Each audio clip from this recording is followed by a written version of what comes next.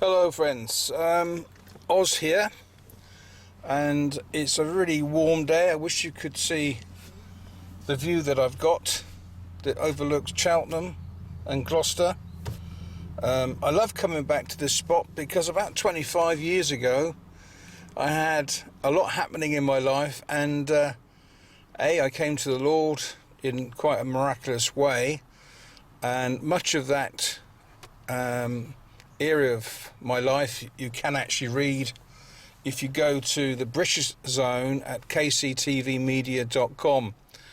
Now, what I intend to do today, because it is quite warm, is to share some other things that happened in those 25 years. Awful, a lot of stuff really, and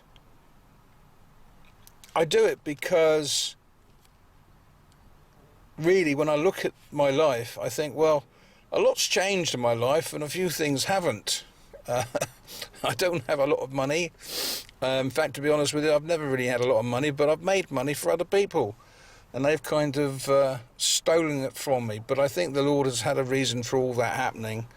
So what I'm going to share, the first little miracle that took place that really started making me think a bit was when I went to South America with the church that I was connected to. Long story short, a place called Holy Trinity in Cheltenham. It's now called Trinity Church, but hopefully that will be changed. I came across a number of people that were very, very helpful in me understanding what had happened in my life, because I'd found myself given my life to the Lord after an incredible few months really, but and I found it so, I found I was on my own. I didn't know who to talk to, and this one particular person, or family I should say, they shared something that happened in their lives,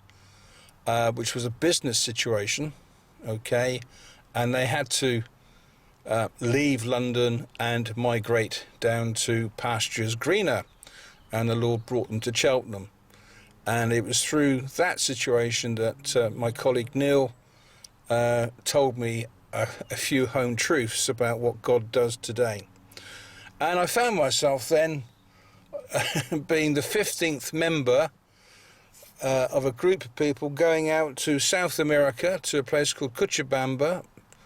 And the mission there was to literally help build a feeding station, a church place where people could come and sing, and quite a lot happened there. In fact, I had an accident. I went over and twisted my left knee, and that caused a few issues because I couldn't be doing what other people were doing, which was the heavy duty stuff, moving stuff around. Although I did my bit, but I ended up drawing these people working literally in this building site. So, but there was an occasion where I had to get over to another part of the valley, and I mean, we're talking of a valley which is about 3 or 4 miles wide. So you had to get a trophy taxi, and thankfully I had somebody with me, a woman who could speak Spanish, so I felt that we'd be okay in that department.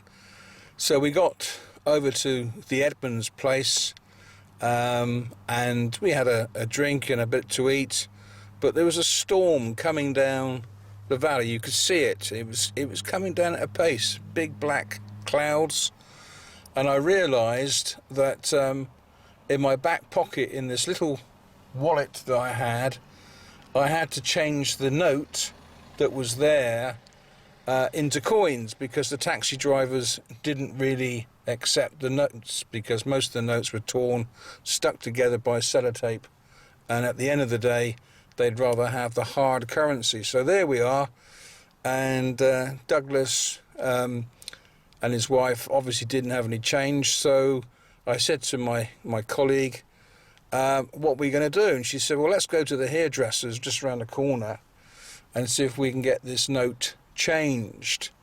I said, yeah, that makes sense. So off we went down this path from their house to the main road.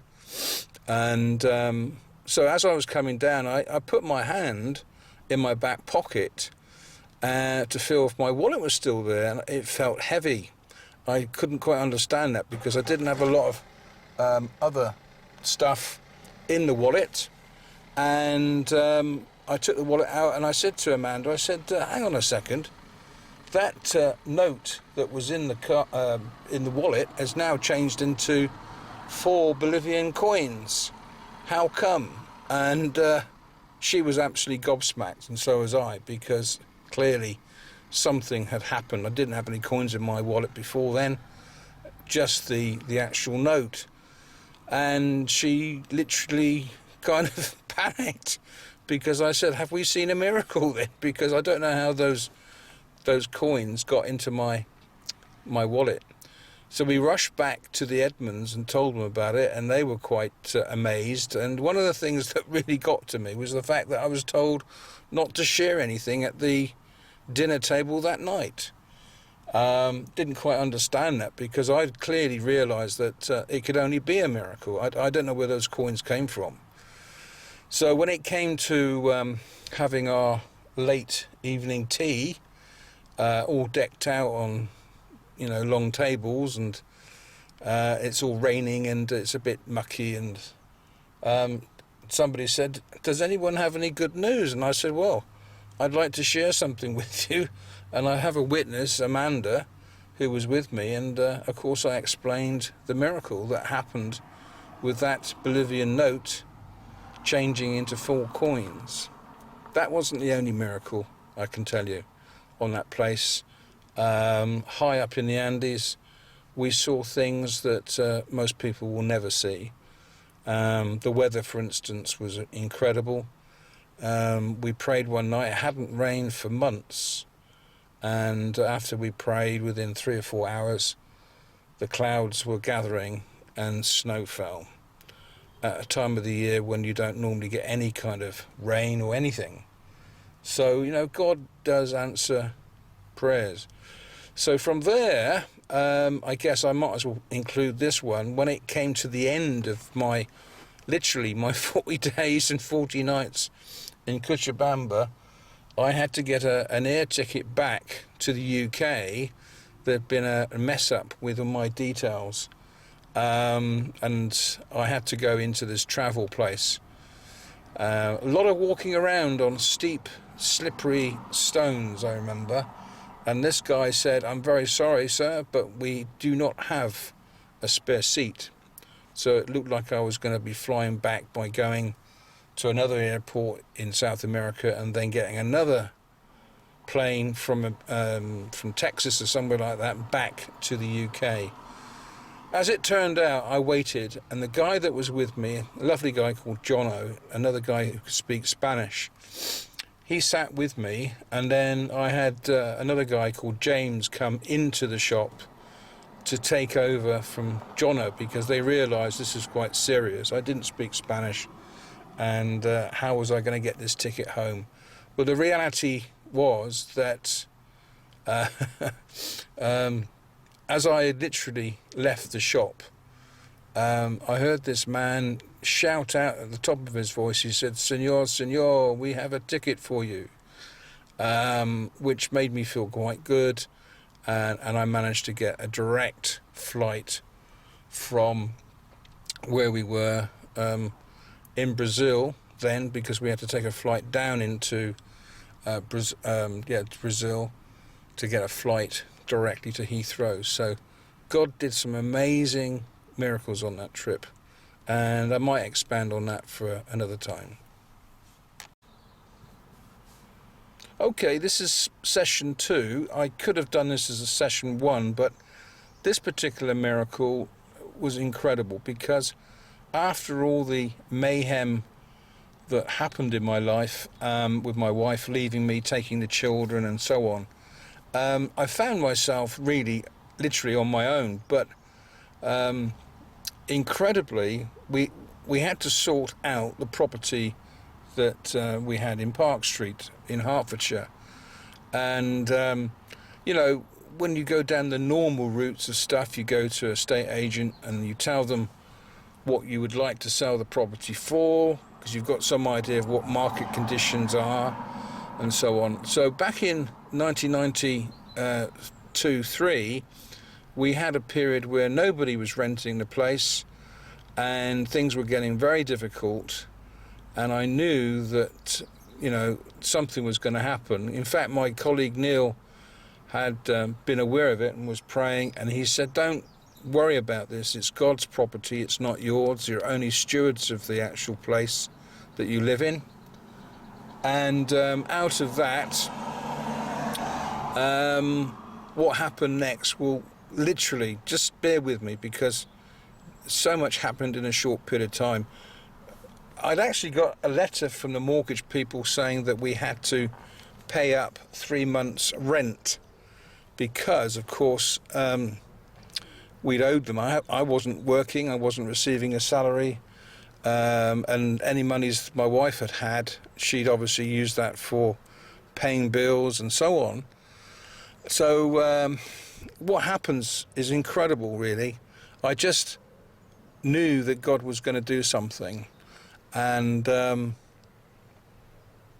out of the blue, I'm just trying to think what happened. I can't. Oh dear. Yeah, I always kind of freeze on this, because it just, I have to focus my mind on this situation, because you're going to find this difficult to take on board. But you see, I had to move myself. My wife and children moved down to Cheltenham, stayed with family, but I found myself, of course, in a situation where my wife was divorcing me. Or we were certainly separated, and I think that the common denominator was that, you know, we were going to get divorced. So I found myself living in a situation where I was in the car. That's where I lived, and I'd been to the property just to check things over, and then I decided to come west and drive down to Cheltenham. But the thing was, things were very, very difficult. Very, very anxious, because we could easily have lost that property. But you see, the way things happen in God, with God, is that he does the ridiculous. He does the supernatural. And I remember getting this phone call from a guy, because I basically felt that I had to put some details in the shelter offices in St Albans to say that we had a property for sale and to rent, and the prices and everything else, or the costs of renting it, would be X per month. Amazingly, somebody who had just travelled back from America went into the shelter offices and saw the details on the notice board, and from there they contacted where I was staying, and they wanted to see us because they were interested in renting. And the guy was a Christian, born again. Now, he was actually living in Chicago, married with children, and he had a dream, and in the dream the Lord had spoken to Scott and said that he had to get on the first available flight back to Heathrow and to make his way to a place called Park Street, but he had to go into the shelter offices where people often go with issues about housing, that kind of thing, and living out on the streets. So that's where he went, and he saw this, and he was convinced that the property that we had for rent and the details of was the property that he would take. So he wanted me to go up to Park Street St Albans to meet up, and for us to shake that he would move in, so that his wife, who was still in Chicago, would come over with the children 3 weeks later. So all that happened, and it's incredible to think about it today. But I don't mind telling you, we came so close to losing that property. it was such an amazing testimony, because the whole situation was unreal. You know, people thought I had lost the plot. I started to question whether I had lost the plot, but the Lord was showing me stuff along the way, and there was no other person that I felt comfortable with apart from Neil and Julia, because they seemed to understand where I was. That was a major plus. So in terms of my marriage with my wife, well, she came along to a couple of the meetings that took place, and she started to hear testimony from other people, how God had used circumstances to bring them in line, and to know that God has a purpose, certainly a reason for our lives, and that if we trust in Him and walk and talk with Him, He will actually talk to us back. That doesn't mean to say that we'll hear His voice, but we will know, either when we're asleep, through dreams or visions, He will direct our paths. So these things started to happen for my wife, and I think it was in October of that year, so we've been separated from really the end of March, April time to around October time, and that's when my wife said quite boldly, she said, I woke up early this morning and I heard this voice say that it was time for me to come home, which was meaning that where she was renting this house now, a family house, I would then join them and we would be back together again. Again, that doesn't mean to say life is straightforward and it's hunky-dory. We had numerous other problems or testimonies. Of course, without tests, you don't get testimonies along the way, but that's for another time. But all I can say is, yes, God does amazing miracles. The next session actually focuses on the football side, an interest that I have in, encouraging young lads to be involved in football, or any sport really, but I was very fortunate. I liked playing football and hockey and rugby. And this particular miracle happened, I'll never forget it, when there was a six-a-side tournament down in Bristol. And yes, my son was in the team and he warranted a place. He was good enough to be in the team. And the other lads, I guess, kind of looked up to John and myself as their fathers, because they didn't have dads. So you can imagine what the scenario probably was at home. Always very stressed, so we always had to be the ones that looked after them and spoke to them and encouraged them. And yeah, but that's what you do, isn't it? When you're growing up, you want to encourage others to be the best they can. So here we are, we're travelling down to Bristol in a van, and I'm driving, and I've had a phone call from John to say that he can't make it because there's been a problem in the family. So I call on a guy who doesn't like any sport whatsoever, and unfortunately Andy passed away last year, which was quite sudden. But he came down with me. This would have been 97, I think. And there we are, getting onto the field, and all the pitches are laid out, and some of the younger teams are playing already. And we haven't got much time to be hanging around. We've got to get changed, or the lads have got to get changed. So I go over to the main tent where the official men with their clipboards are waiting for us, and of course they realise we've got 9 players. It's an under 12 game. Doesn't make any difference. He said, I'll never forget, he said, you can't play 9 players, you can only play 8, so your 9th player won't be able to play a game. So I quickly, I'm not going to say I prayed about this, but I said, look, I've come all this way, and for us not to have him play would be, pretty bad. So I said, look, let's play the first 4 games, the first round, and then you can skip us. Because the chances are we're not going to win a game. Well, I shouldn't have said that because they didn't win a game, but they drew 2, which wasn't bad.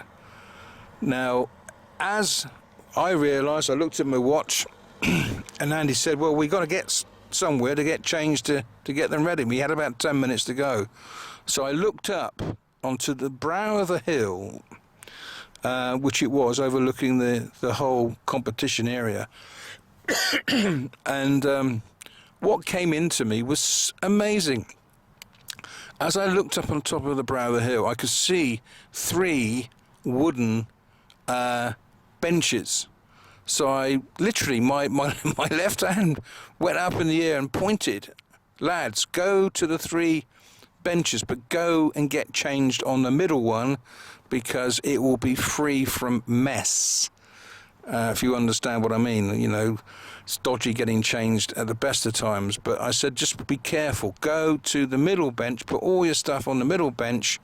That's where we'll do. And that was a good 200 yards, 250 yards away. So off they sprang. There's Andy and myself carrying the footballs and the kit and everything else and the water, the sweat pouring off our heads. And Andy said, do you realise what you've just said?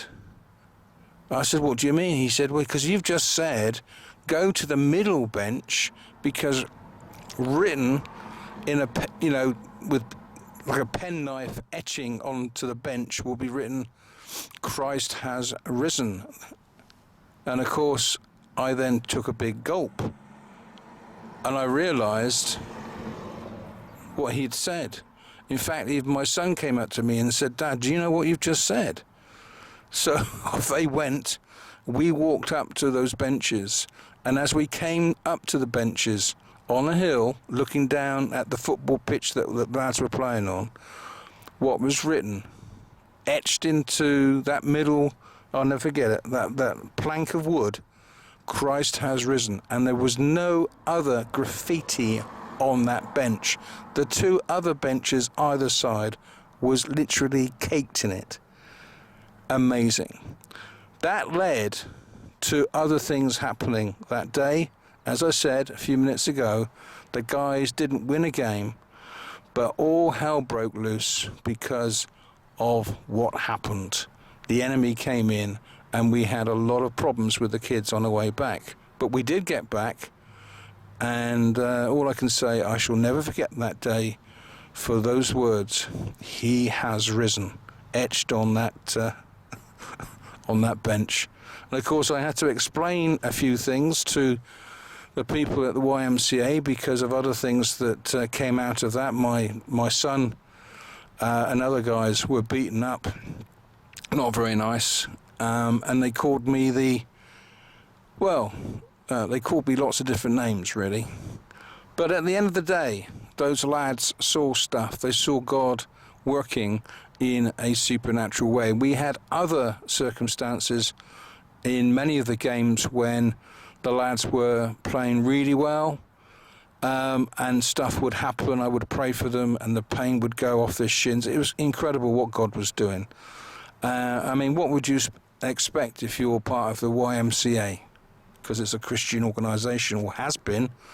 Maybe this changes today, but I know that dear Peter, who was the CEO for the YMCA, he smiled at me when I told him and shared that little testimony, because it was true.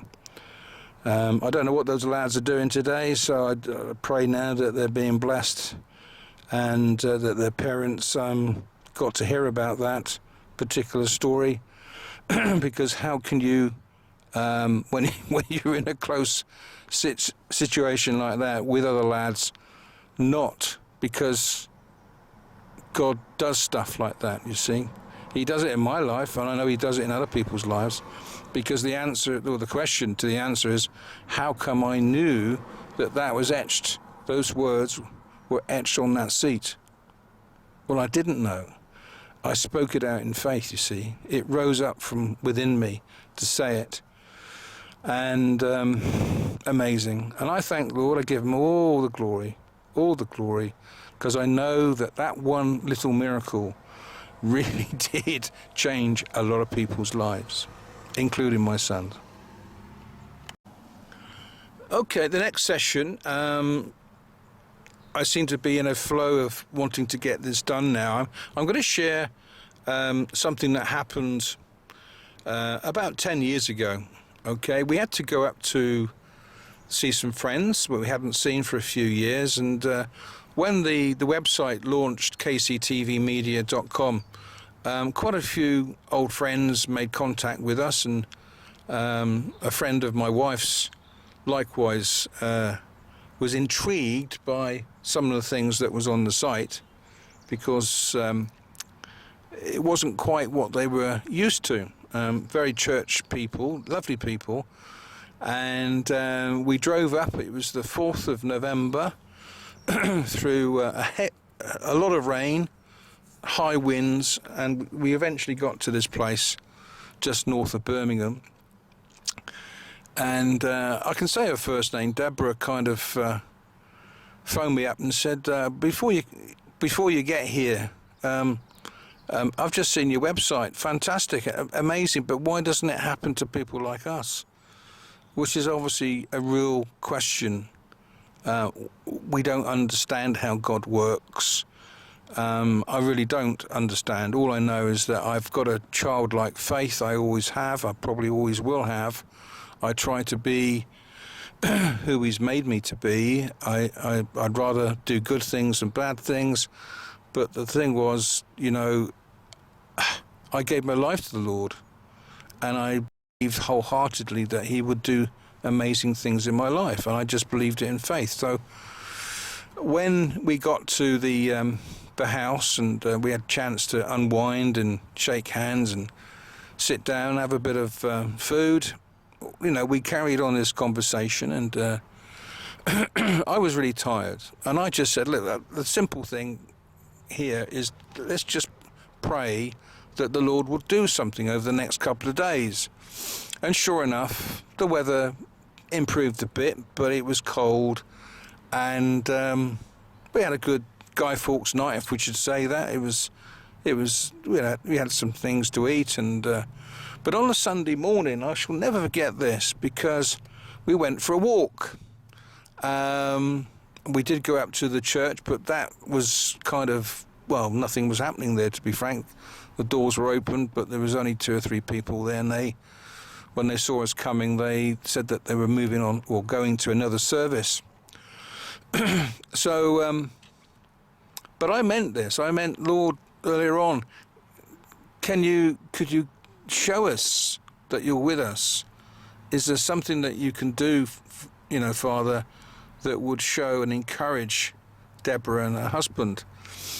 So as we walked up this very interesting field, uphill, a lot of mud, a lot of cow dung, and yeah, it's not particularly pleasant.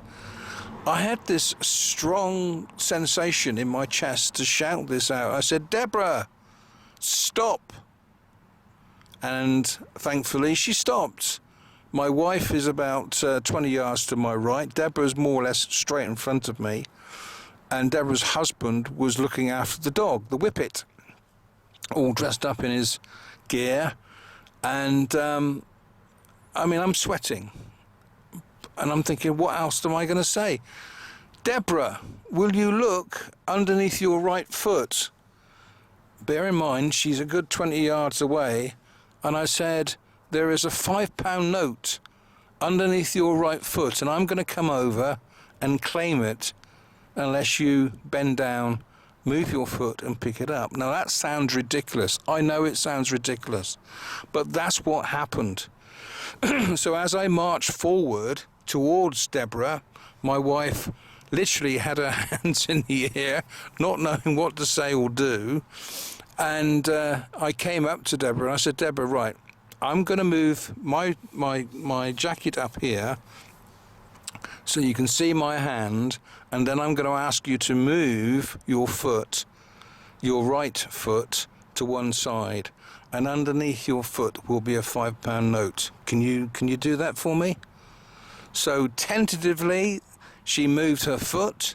There was a £5 note right underneath her foot, and I was amazed. I literally was I was over the, I didn't know what was going on. I said, God, what have you done this for? But you see, now I'm beginning to understand all these years later why he did do it. Because we're moving into a time, some people are saying this is the end times, Jacob's trouble. Now, for a lot of people that might be listening to this, you won't really understand what I've just said. But if you go to a, well, if the Lord, and I hope he does, leads you to somebody that can share what this is about, you see, we're going to have a financial crash soon. We are going to see things happen, and people are going to be absolutely witless. Now, I'm saying to you now that this is going to happen because it's prophecy, and like the Brexit thing that happened in this country a year ago, there are many prophecies that have been spoken and shared that will come true. And the financial one, I think most people understand, you know, things ain't good out there. So what's going to happen? Well, I'm going to tell you now, that £5 note miracle has led me to realize that we can speak to our Heavenly Father. And like the Israelites that were out in the wilderness for 40 years, God will do miracles at an appointed time. And when people don't have food or water, because the Israelites, where do they get their food from? Where did they get their food from? He showed me. If we call on the Lord, he will deliver. He will bring the food that's needed. And if we go back to that time when the Israelites were coming out from Egypt, because we're in Babylon, trust me, where we live today is Babylon. So I hope this little testimony, which is quite a powerful testimony, will help you and prompt you to seek the wisdom from the wise men who may well be seen as a little bit different, but there are wise men in your community, and the Lord will take you to them. Anyway, I hope you enjoyed that one. I certainly enjoyed seeing that £5 in the mud. Oh, by the way, yeah, there's a bit more to this. When we got back to where we lived on the Monday morning, my daughter asked me, did I have a £5 note? Because I actually borrowed a £5 note from her a week or so before all this happened. And I said, yes, if you go into my jacket pocket, you'll find a muddied £5 note, not one of the new ones, because they've only just come out, an old £5 note, and that's yours. So she said, how come it's muddy? And I said, well, why don't you go and ask my wife? Okay, just go and ask Mum where that £5 note came from. I can't tell you that. That surprised me. It really did surprise me, because even Gemma found out about this, you see, because God does this. He puts things together, little testimonies that link up to bigger things. And I think that's another key thing. What I've realized is that if you've prayed for something and it hasn't happened, don't give up. He's heard your prayer. Believe it or not, angels take that to the throne room, and they give it over. They hand it over for that vision, for that dream, for that something that God has shown you will happen. Anyway, I hope you enjoyed that. I certainly did, and there's a little bit more to come. Right, well, this one, again, is very different, and some would say quite strange, but that's the way things are in the supernatural. And I'm believing that God does these things to test us. So the next little testimony goes back about 4 or 5 years ago, when I had to get a National Express coach up to London, and I was going to a conference, and so I had to get up about 4:45 in the morning to get ready for the taxi to come round at, I think it was 5:30 to pick me up. So I'm ready. I've had my breakfast. I'm ready to go. I'm waiting for the taxi man to come, and he literally drives outside and parks the car, and he can see me because I've just, pulled the curtains back, and he can see that I'm waiting to come. I put the thumbs up showing that I'm ready to go. But I can see he's on the phone. He's on his mobile phone phoning somebody, and I'm thinking, okay, that's fine. Well, I'll get my 2 bags because I've got the camera stuff and my, overnight stuff. And I've just literally shut the front door, and he says, well, he calls me Oz. He said, I'm talking to somebody on the phone inside the house that doesn't want the taxi. And I'm saying, what? What are you on about? He said, I've been talking to this man who, and I said, what do you mean I'm talking to you. I'm the one that wants the taxi. So I said, what number did you dial? So he checked it out. The number that he obviously dialed on his mobile phone was my home number. And I thought, what? This is a bit bizarre. I mean, the guy's a Muslim, right? So he's a bit dark, a lovely guy. So I said his name. I said, well, why, how long have you been on the phone for? He said, I've been speaking to this guy for about 6-7 minutes. And I was speaking to him when you came and pulled the curtains to one side. So I realised something was going on. And in my spirit, I felt I was being told, this is a deceiving spirit. This is somebody that the enemy is using an entity to stop my day, literally in its tracks, so that I can get the taxi. The taximan drives on. I lose my connection with the National Express. I am late to do the filming that I was doing that morning in London. So I said to him, I said, look, this is the enemy.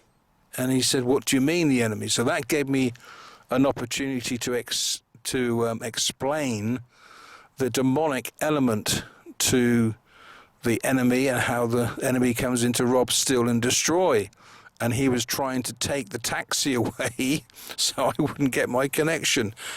So, cut a long story short, my Muslim friend started smiling, and he said, this is amazing. He said, can you, when you come back from London next week, can you come and see my Muslim friends who work with me and tell them what happened? And I said, yes, of course I can, not a problem. So I gave him a blue card, and sure enough, the rest of the day I had I had at least 3 divine connections, trust me. In fact, one at the tube station, whereby this woman behind the counter was waiting for me. I don't know why, but she was kind of using her finger to say, come here, come with me. So I went to the desk and I got my ticket sorted out, but everybody else left of me could have gone to that particular woman, but they, for some reason, stayed in that queue. That's strange. But she said to me, what kind of day have you had? Have you had a good day so far? And I said, kind of smiling, I said, well, I've had an interesting day. Can I share what's just happened to me about 3 hours ago? So I told her about this Muslim in the situation of what we had. She said, that's amazing. So I gave her a blue card, and she said, well, I'm a Christian, but I've never heard anything like this. I said, well, the enemy obviously comes to rob, steal and destroy. And when you're getting and pressing home on stuff, he often, will try and upset the proceedings and cause an issue. So my day was amazing, I tell you, because I ended up handing a word, passing on a word that came to me at the end of a conference, a major conference, which hit home something that a particular chap had been given in Israel and hadn't got on with the job. So what I shared with him was very important. and that's another story. But you see, you just got to be so careful and be aware. And we thankfully do have the Holy Spirit given to us freely, and that's what Christ did when he passed away on the cross. He said, "I will leave you my holy comforter, the Holy Spirit." And so you've got to be aware of these things. But thank you for listening, and I've got maybe 2 more that I can do.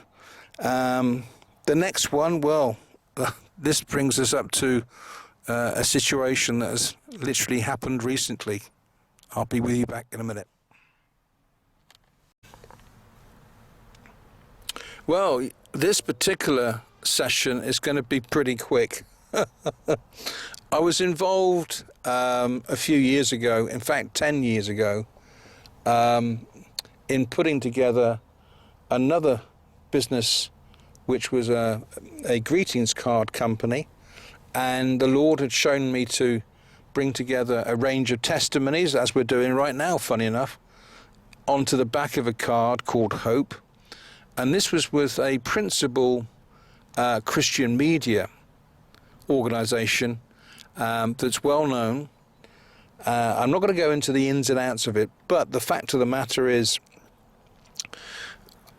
this was my last day representing the company that we set up, which was the Good News Travelling Fast Company.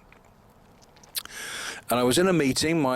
My business colleague Chris couldn't make it, so I had to be jotting down notes for him. And in this meeting, just coming up to lunchtime, I saw the principal person of this organisation. This is going to sound crazy, but this guy shapeshifted in front of me, and I saw a tongue come out from this person and literally come about 2 or 3 feet, and the earlobes of this person literally just came down to rest on their shoulders, and their hair grew. Now, I literally was almost freaked out by this, because I couldn't see anyone else in the room flinching. But I realized something had just gone on, and I don't mind telling you, that was the last time that I went to that organization. The work that we'd done over the last 2.5 years came to nothing. My business partner had some real health issues, and the whole thing folded up. I won't go too far on it, but I felt as if the whole thing had come to an end, which it had. Now, I'm going to share this because 10 years later, in a meeting place in Worcester, this couple come over to me after I'm having a break and just having a little drink, and the woman says, weren't you involved in the Hope card with this organisation? And I said, well, yes, who are you? And of course, what I didn't realise that time marches on and you tend to forget what people look like. But they said, well, we were part of the prayer line. People would phone in and we would pray for them. And I said, look, I've got to be frank with you, because there's no other way. I've got to be honest. I saw something at a meeting, my last and final meeting in that organisation, where this happened. And I explained, so I'm not going to say it again. And of course, that woman with her husband alongside her said, you're not the only person that has seen this. And shape-shifting was happening in that organisation. This is a Christian organisation. Now, literally 2 or 3 days ago, my son contacted me, and I shared some information about a singer called Adele, who was pretty famous, and she's kind of risen to a rank of a goddess, you know, and she's got a fantastic voice, don't get me wrong. But he sent me other information, because Adele had literally changed well, shape-shifted at the end of a concert in New Zealand. And I mean, I'm still trying to get my head around it. A person who was on stage goes behind stage and literally morphs into a 8-9 foot reptile. Now that sounds crazy. It is crazy. But that tells me the times that we're living in, because if you go on to Google, if you put in shape-shifting Adele, Hollywood, actresses, actors, you're going to see some famous people who are famous. They're known. But they're also shape-shifting and shape-shifting into reptilians. Now, what is that about? The question is, if I'm seeing it and other people are seeing it, what's going on? So, out of a very negative situation that I had to face, I end up being able to provide a story, a true story, witnessed by literally hundreds, if not thousands of people, that on the earth today, there's stuff going on. It's satanic stuff. It's stuff that nobody really wants to talk about.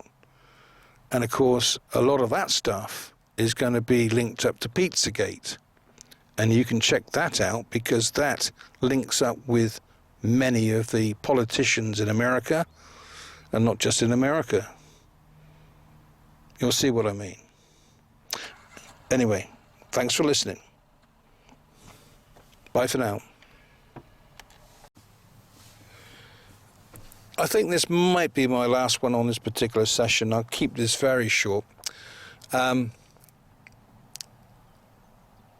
while back, when I first came to Gloucestershire, I had an accident, and I had a ton of aluminium fall onto my back, and it meant that I couldn't walk anywhere, I couldn't drive anywhere, I couldn't work. And for close to 2 months, through a very difficult time, on top of all the stuff that I've been through, I can't really go anywhere.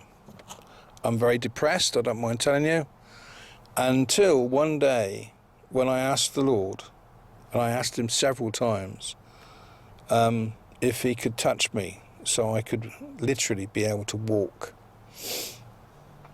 without pain. Because my wife had to take a lot of the working element to our lives and income and so on. So not very pleasant for all of us. But the interesting thing is, this particular Friday night, the pain leaves me. Literally. So I'm on the road walking down, it takes me to the fish and chip shop, okay? And in that fish and chip shop, I'm realizing that I can walk and I'm not in pain anymore. And I'm walking down this road, which takes me past a little church. I mean, a little church. And in that building, I can hear somebody, a guy, sharing stuff. So I slow down, and with the fish and chips underneath my left arm, I'm literally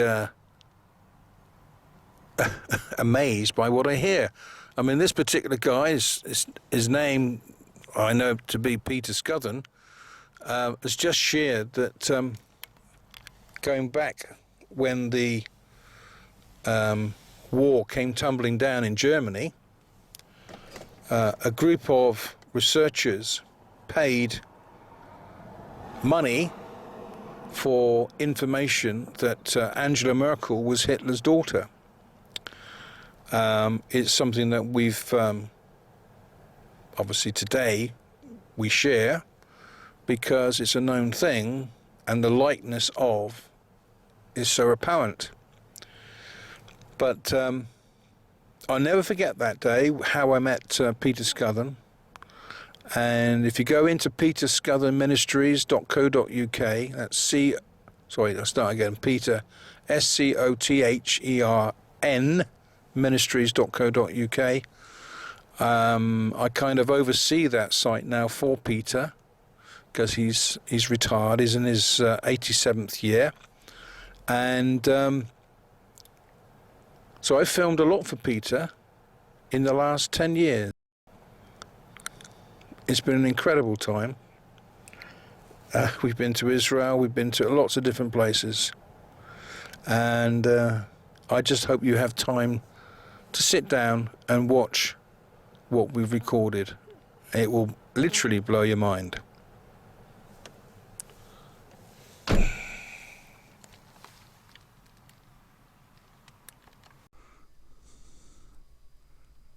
Hi friends, I know that you've been listening to this recording, and I thank you for that, but I felt it was right for me to share a bit of information to how KCTV Media came into operation some years ago now, probably coming up to about 8 years back. But I have had an amazing time going back to a situation that happened the year of 9/11. In fact, on the 6th of September of that year, I had a dream at 3 o'clock in the morning. I was woken up in the end, and the bed sheets were going all over the place, and my wife wanted to know what was going on, and I told her what I had seen, and I saw these twin towers. I saw the smoke coming towards my face, and it was dark and acrid, and there was no noise. It just drifted. It consumed me. But I noticed then, as I pulled away, there was a shaft of light that came right through the twin towers, and I looked up, and the smoke was kind of going out at a level on the left hand side, just literally panning out, and everything was quieting down. But I saw people running around below me, of course, and there was just general chaos. Absolute chaos, and I woke up I have to tell you, in tears, and I knew that this was very serious. On the 8th of September, a few days later, of course, I was at a BMF, a Businessmen's Fellowship breakfast meeting over in Newent, and the Lord had me stand up, and I shared what I had just shared with you. And of course, a few days later, driving through Cheltenham on my way back home at that point, I went through a red light as I heard the news that a plane had gone into one of the twin towers, and thankfully I hadn't crashed with anyone, but I was pretty shaken up just hearing that and going through all of that when I got back, I spent the rest of the day watching the 9/11 stuff on TV, like most people did, I think. And my son sat with me, and because he was sort of ill, and we just looked at the state of the world. This is general madness, of course. And since then, certain divine things have happened in my life, which I can't escape from. And I've been very fortunate to have come alongside numerous folk, like Peter Scothen, David Silver, Brenda and Roy Taylor, those that have helped me in my walk. And out of all of that, we now have KCTV Media, and we report the news behind the news. And what if the truth is out there? Now, we've used that line because a lot of people, I suppose, are honed in on the UFO side of things, and on the website we show a lot of information about this because there is a subtle story unfolding about the alien UFO thing. We know that these are demonic, and you'll be able to see more by going on the website.